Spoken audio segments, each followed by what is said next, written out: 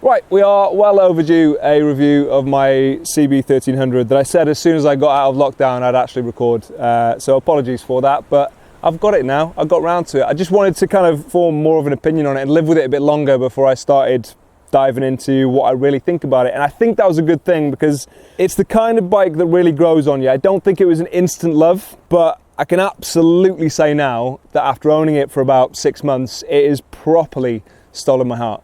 Best thing I think to start with though is our ride over here, so you get an idea of what this thing is like on the road, and then I'll break down the things that I like about it and some of the specifications.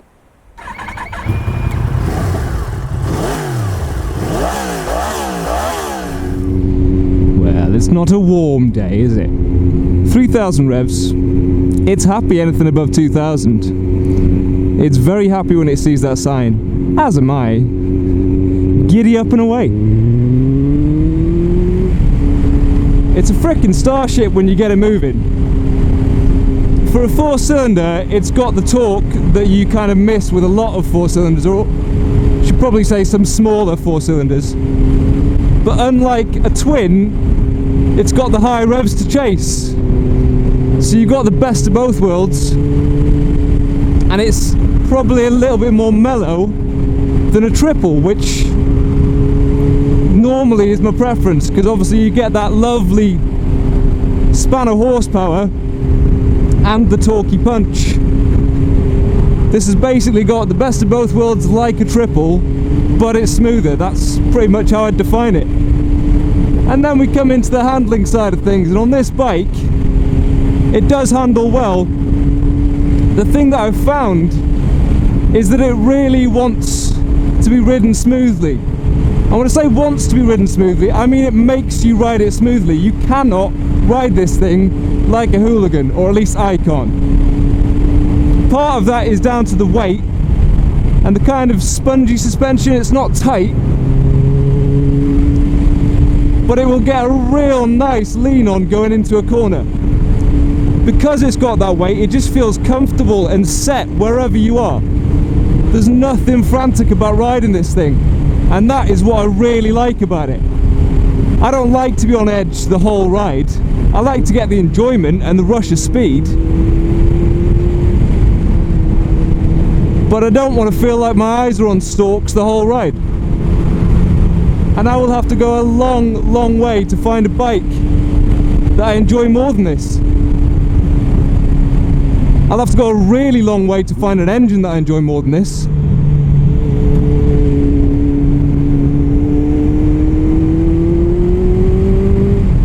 And at this stage it should be painfully clear that I absolutely adore it. And I'm really genuinely heartbroken that I'm going to have to give this thing up before October of next year. Because if any bike was going to give me everything I need, out of all the bikes I've ridden, this is probably it. But I should also say that it took a little while to grow on me, and it grew quickest when I got out on these roads. It was a slow burn around London because you just don't get the sort of roads and environments to appreciate it to its fullest. Taking this thing home, coming up to some nice roads, you start to really understand the appeal. It's a bike that took a little bit longer to fall in love with, but because of that, it's lasting, man. This is lasting. I'm never gonna forget you, CB.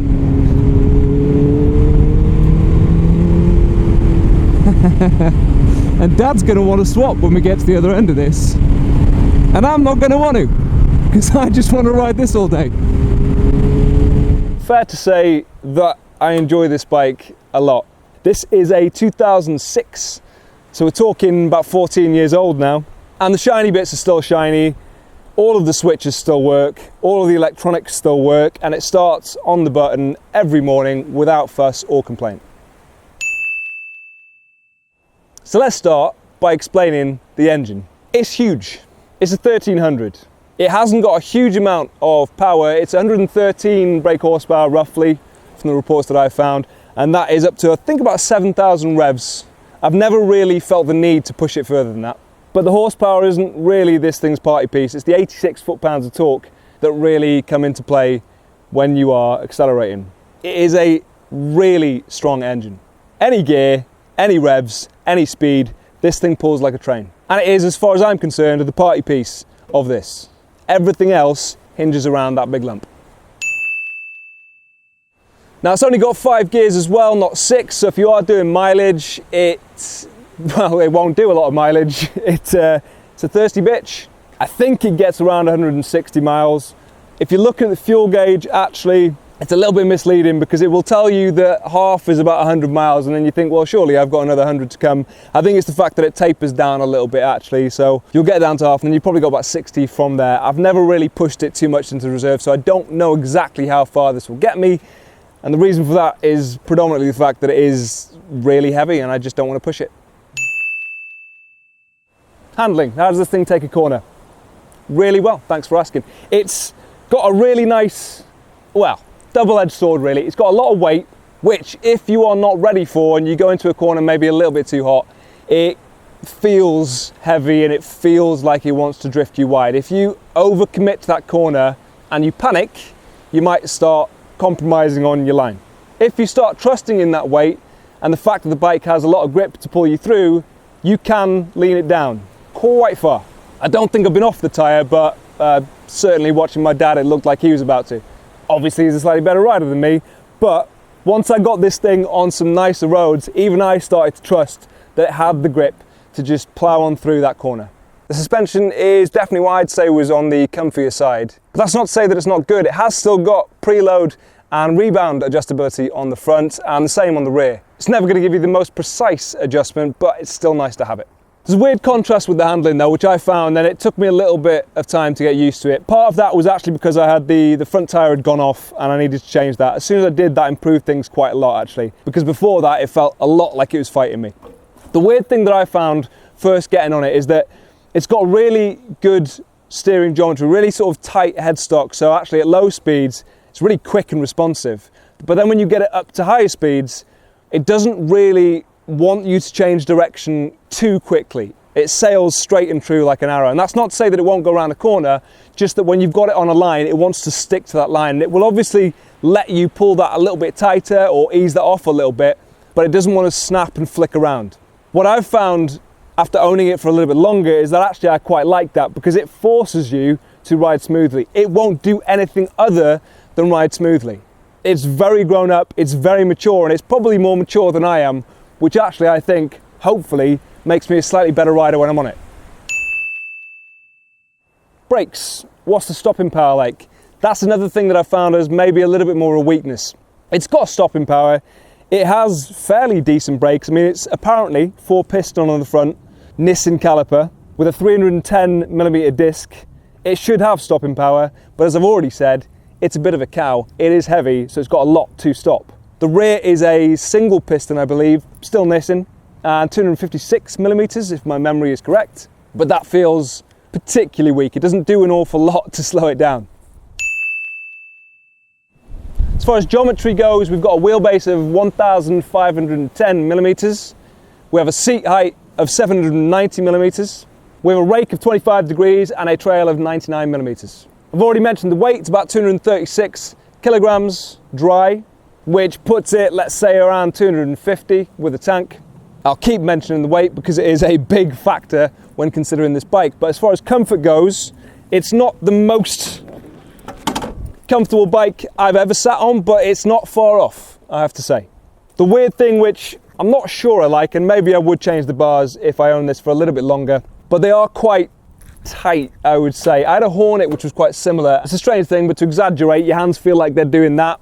It's not quite that bad, but you get what I mean. They're not that wide or that flat. Then you've got your leg position, which actually I think is more sports bike position. It's quite tucked, and if you're doing a long trip with harder pads in your trousers, it's a specific complaint, but your knees will start to hurt because they are on quite a tight angle there compared to your upper body, which is completely sit up and beg. It's a comfortable place to sit. Couple that with the fact that the seat is nice and fat as well. It is quite plush. You've got an awful lot of comfort there.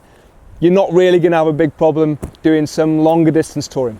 I mean, on top of that, I've actually got luggage. I mean, look at that. I've got a glove box. When I say this thing is a car on wheels, there's further proof for you, if proof were needed. One of them's even lockable. The fairing is good at taking the wind off your chest. You can get touring screens. I personally wouldn't recommend it. This one came with one.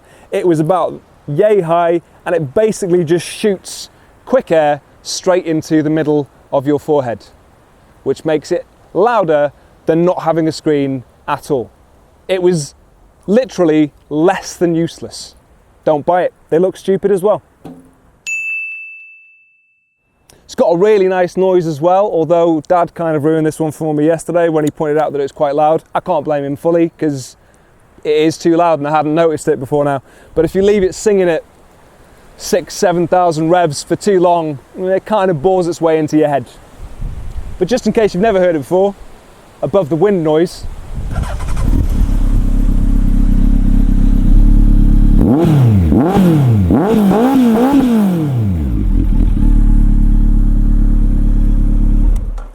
before you ask, I have no idea what brand that is. It doesn't have anything on it to say what brand it is, but I do know that it's aftermarket. And I also know that it's had the baffle taken out by someone.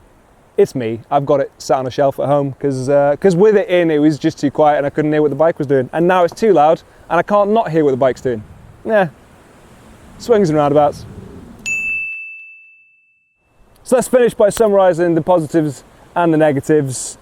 First positive, and probably the most important, the engine is an absolute peach. It pulls like a steam train and it's as smooth as you like. To me, it's quite a pretty machine as well. Not everyone's going to love that.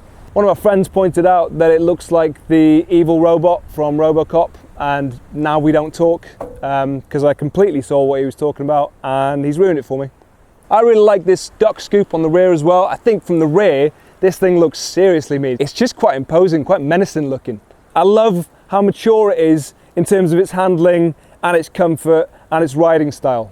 I love how smooth it feels in a corner as well. The weight that this bike carries is a blessing and a curse. It helps it feel planted, it helps it feel steady. The only time it's really an issue is if you're a bit of a cock going into a corner or if you're trying to park it. And literally those are the only two times you'll find out that this thing is heavy. If we're talking about negatives, already listed a few. The brakes for me could be improved. Fuel economy could definitely be improved as well. I was warned before buying this thing that they eat through chains and sprockets, and I can confirm that that person was completely justified in telling me that, because it really does. It will stretch a chain like nobody's business. And as far as actual faults, from the research that I did, the only one that comes up on the older versions, and I think it was pre-2008, is that some of them have an issue with fourth gear. If you are looking at buying one, make sure you get it up to speed, stick it in fourth gear and give it full throttle just to see if you've got a problem there. Otherwise, it's a Honda, it's bomb-proof, and it still looks good for a 14-year-old bike. And it will still look good in another 10 years. And if you're looking to buy one, for the moment at least, they are a little bit overlooked. So you can pick them up for relatively decent money.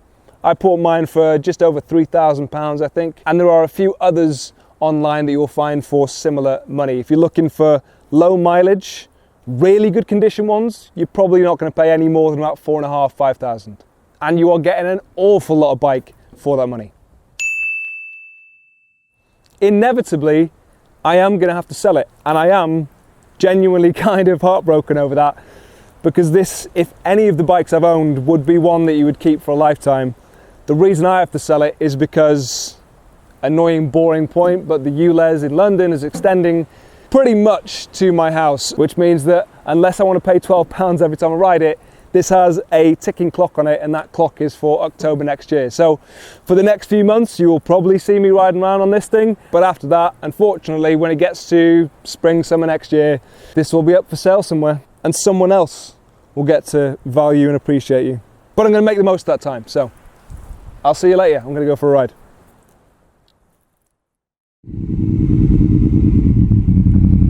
Yesterday was good anyway, and I enjoyed it. Yeah. And I'll be honest, it's a long time since I've been on a heavy bike. Yeah. And so there was a little bit of intimidation. if you're going to be cheeky with it and you're going to push yourself outside your comfort zone, you are going to go shit. It's like a fully loaded truck. Yeah. You got nowhere to go. Yeah. But if you're confident and you know the bike and you're comfortable with it and you know parameters, so rewarding because you can ride the tits off it. But I would be selling that and I'd be keeping that. Would you be selling that and keeping that? Oh, no. Oh, really? Oh, after all that? No, too easy. That makes it so easy. All right. And I'm sure because you know me, I like riding on my arse and like tipping the bike in, so it must have looked good following it. Yeah, no, it does. Yeah, I appreciate. Thank you for bringing the tyres up to the wall there. It'll make me look very impressive to my mates.